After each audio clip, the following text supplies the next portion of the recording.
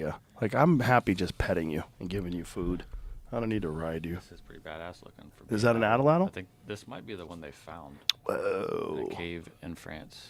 Wow. Antler, carved out of antler. Wow. Who's a wizard that figured out how to make something to put extra leverage on a spear?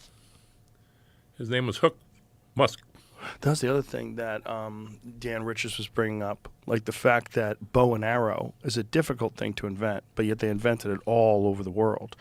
Does that make sense? Or were people traveling from all over the world with the technology of the bow and arrow and spreading it around the world? He's saying that might make more sense than all these people from all these different spots all figuring out this complicated thing where you get a thing, you pull it back, you get a string, and you let loose, and the arrow has to fly perfect. And more likely, someone figured it out in some place, and it was so awesome that they started spreading that idea across the world. Yeah, and it takes a while back then to get the word out. Yeah. I mean, people had to travel to spread the word. They didn't, I don't think they had smoke signals so they could explain it in the sky. I don't think you'd be able to explain a bow and arrow in the sky with smoke signals. I'm willing to go on a limb on that. We come up with the expression, the cloud. We use the cloud now. Yeah, that was the original cloud, smoke clouds. But, I mean, what did they send? Did they have a code when they had smoke signals?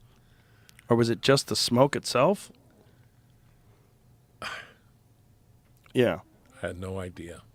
So you found spear tips. Have you found arrowheads as well? Not arrowheads. Only spear tips. Spear so it's tip. more primitive. Yeah, and the way we collect, we don't get all the small stuff, but we bale all the small stuff out of the drainage and we stack it so it can be gotten later.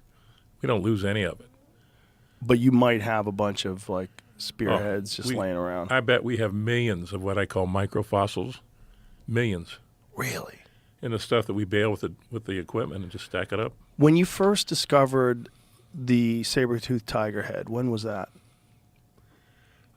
I found one in 1974. That was the first one? Yeah, but I was mining up north.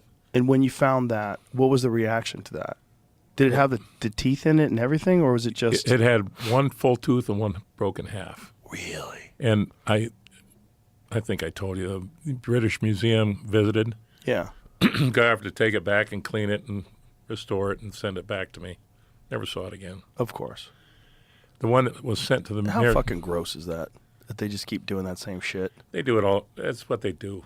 Yeah. And in the last year or two... Why should you have it? This is important for humanity. Some dirty gold miner.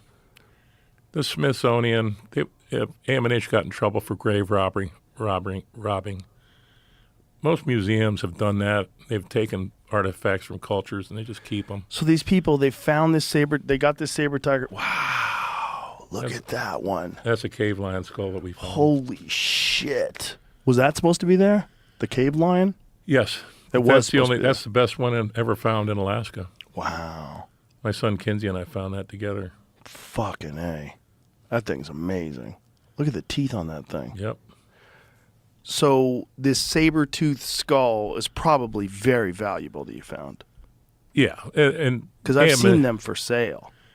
Right, and AM&H says they don't have one, but we were going through the shipping records and we can see where they were shipped one.